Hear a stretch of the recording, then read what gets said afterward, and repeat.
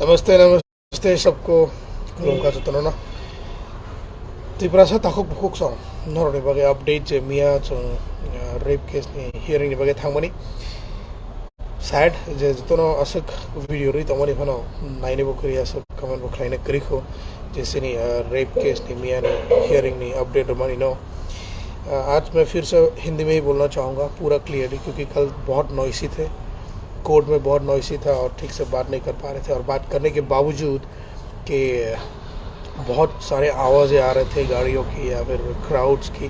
तो मैं यही अपडेट देना चाह रहा था आज पूरा क्लियरली इन्फॉर्मेशन मैं देता हूँ सबको कि रेप किसका हुआ था।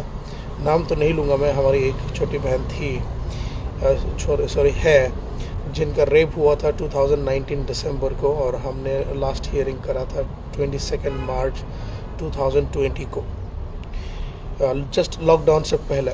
हम तब वो रेपिस्ट को जेल में डाल पाया था, 2 साल के लिए वो जेल में रहा।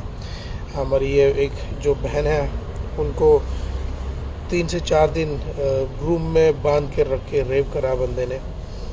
बहुत दुख की बात है। बंदी हमारी बहन सदमा में चले गए थे, तो सदमा में जाने के बाद हमारे टीम बैंगलोर तिपरासा टीम और बुबागरा ने मिल के लड़की को घर पहुंचाया। हम लोगों ने फ़्लाइट से चला गया, जॉन जाके पहुंचा के आया। हमारा वॉलंटियर टीम में से मिस्टर जॉन जाके पहुंचा के आया हमारी बहन को रेप होने के बाद। अभी 3-4 साल बाद हुआ, 3 साल बाद, इट्स लाइक 3 इयर्स तो होना ही है। वापस हियरिंग आए हैं क्योंकि बंदा जो रेपिस्ट है वो फ्रीली घूम रहा था और बेल पे छूटे हुए थे, पैरोल पे छूटे हुए थे। छूटे होने के कारण वो ऐसे फ्रीली घूम रहा था, जो मुझे पसंद नहीं आया। स्पेशली मुझे तो पसंद नहीं आया कि बंदे क्रिमिनल को फ्रीली छोड़ दिया गया या बेल में भी छोड़ दिया गया। ऐसा मामले में छोड़ना नहीं चाहिए था, बट क्या करें, उन लोगों ने छुड़वा लिया।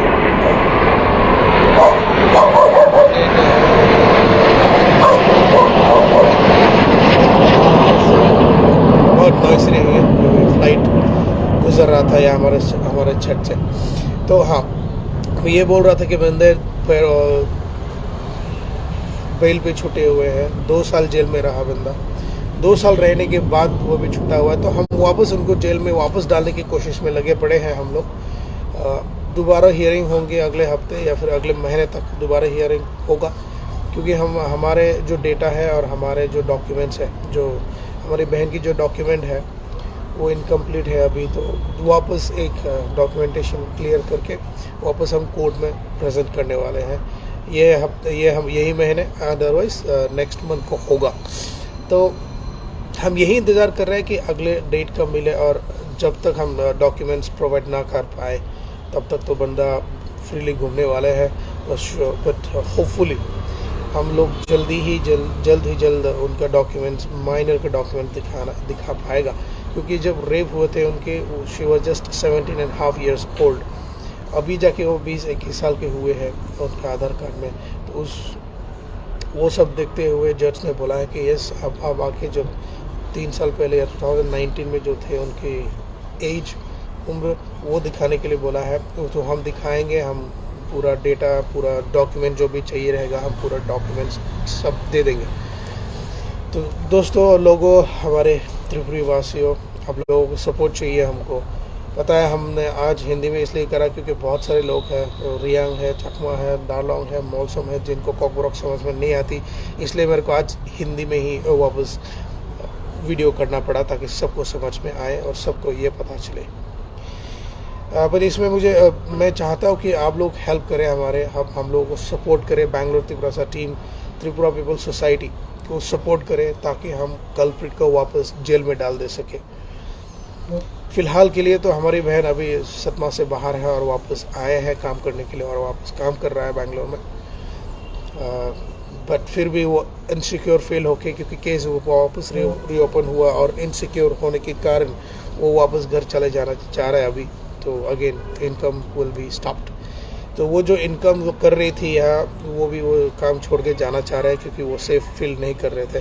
पुलिस वाले ने हमको हमारी बहन की एड्रेस मांगे थे, हम लोगों ने दिया नहीं, क्योंकि हम लोगों को सेफ्टी नहीं लगा कि उनको उनका एड्रेस वगैरह देने के लिए। जी आधार कार्ड में तो जो गांव का है वो गांव का है, बट बेंगलोर में कहाँ रहता है वो भी पूछ रहे थे पुलिस वाले, जो हमने नहीं दिया है क्योंकि हमको ऐसा लगता है अभी कि कुछ पुलिस वाले लोगों से मिला हुआ है और मिल के बेल दिलाया होगा, या फिर जो डेटा है उसमें कुछ मैनिपुलेट करने की कोशिश करा गया, फिर भी नहीं हुआ क्योंकि अच्छा था। हमारे जज और पब्लिक प्रोसिक्यूटर थोड़ा स्ट्रॉन्ग है और जज भी हमारे तरफ ही है, हमारे सपोर्ट में है, तो case is in our favour. Hopefully कि जल्द ही जल्द हम वापस क्रिमिनल को जेल में डाल दे सके। अब लोग देखे होंगे मैंने कल एक पोस्ट करा था फ़ोटोज़ के साथ, उसमें वही रेपिस्ट का फ़ोटो भी डाला हुआ है मैंने। नाम तो मैं नहीं लूँगा अभी किसी का, but yes thanks to mister नाचो खाकम हेब्राए for helping from the beginning. 2019 से लेकर आज तक वो साथ देते आए हैं। हम खुद उनको चिकबल्लापुर में जज साहिबा के साथ जज साहिबा के पास लेके गए थे हियरिंग के लिए, और पूरा डिटेल्स देने के बाद ही वो बंदा जेल में भी चला गया था। थैंक्स टू किमी हु केम यस्टरडे, जो आए थे ट्रांसलेट करने के लिए। हमारे पहले ट्रांसलेटर स्टेफी थे, बट स्टेफी अभी त्रिपुरा में होने के कारण वो नहीं आ पाए, तो हम लोगों को ऑल्टरनेट किसी और को ट्रांसलेट करने के लिए लाना पड़ा। उसकी वजह से थोड़ा सा प्रॉब्लम हो गया क्योंकि पुलिस वाले चाह रहे थे या कोर्ट वाले चाह रहे थे जो पुराने थे केस पे वही लोग वापस आज हियरिंग के लिए आए, जो कि नामुमकिन था। हमारे रीनी मैम जो ये केस को हैंडल करे थे, ये केस को पकड़े थे, जो केस फाइल करा था, वो भी रिटायरमेंट लेके मिजोरम चली गई, तो वो भी नहीं आ सकती, तो स्टेफी भी नहीं आ सकती करके हम लोगों ने अलग से दूसरी एक हमारी रियांग बहन को ही ट्रांसलेटर के तौर पे लिया है, क्योंकि ये जिनका रेप हुआ है उनको ना इंग्लिश आती है ना हिंदी ठीक से आता है, जो समझा सके जज को। Thanks to all those who supported so far. I believe that you guys will keep supporting us. मैं चाहता हूँ कि सब लोग आए, कमेंट करें कि इसको क्या करा जाए, क्योंकि कल दुख की बात है कि कल के अपडेट्स जो हमने डाले थे, पता है आजकल इलेक्शन के कारण कोई ये सब अपडेट्स तो देखता नहीं है और देख भी नहीं रहा है, बट होपफुली आप लोग जल्द ही जल्द ये वीडियो को भी देखें और सपोर्ट करें और कुछ तो बोले कि रेपिस्ट का क्या सज़ा होना चाहिए। हमारे हिसाब से जैसे मैंने बोल दिया था, उनको वापस जेल में डालना है, चाहे उम्र कैद के लिए हो चाहे और 7 साल के लिए हो, जितना भी साल रख सकता है उतना ही होगा। हमारे पास कॉम्प्रोमाइज़ करने के लिए ऑफ़र आए थे फैमिली मेम्बर्स की तरफ से कि कॉम्प्रोमाइज़ कर लेते हैं, 10-12 लाख देते हैं, उनको छुड़वा दो या फिर केस वापस कर लो करके, जो कि हमने मना कर दिया है, हम माने नहीं है, क्योंकि हम चाहते हैं कि जो रेपिस्ट है उनको सज़ा मिले। अब्बू बागरा को भी मैं बहुत धन्यवाद देना चाहता हूँ ये मामले पे, क्योंकि स्टार्टिंग से लेके उन्होंने भी हमको बहुत हेल्प करा।